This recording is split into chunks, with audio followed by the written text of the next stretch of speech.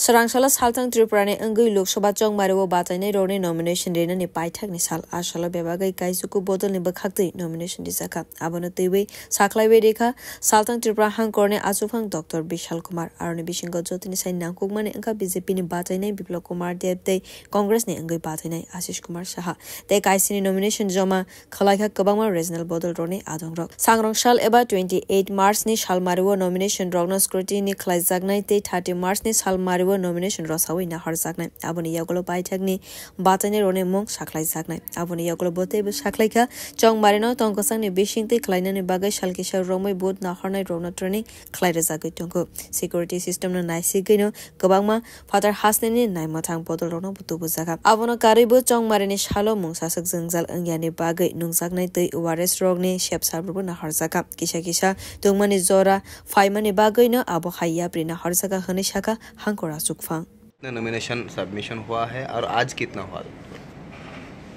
First west Tripura parliamentary constituency के लिए total अभी तक 9 एप्लीकेशंस आए हैं, नॉमिनेशंस आए हैं और इन 9 नॉमिनेशन में महत्वपूर्ण नॉमिनेशन जो आए हैं वो भारतीय जनता पार्टी की तरफ से श्री विप्लव देव जी के आए हैं और कांग्रेस की तरफ से श्री आशीष शाह के आए हैं।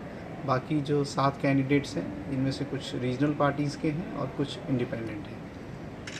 तो आज तो डेट भी ख़त्म हो रहा है। हाँ, आज 20 जो डेट है वो फाइनल डेट है।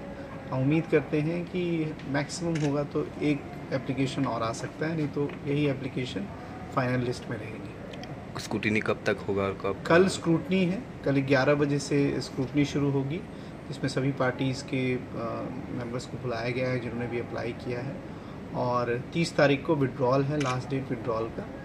और बाकी जो हमारी ट्रेनिंग रिलेटेड तैयारियां हैं, पुलिस रिलेटेड जो सिक्योरिटी अरेंजमेंट्स हैं या पोलिंग स्टेशन पे जो अरेंजमेंट है वो भी किया गया है।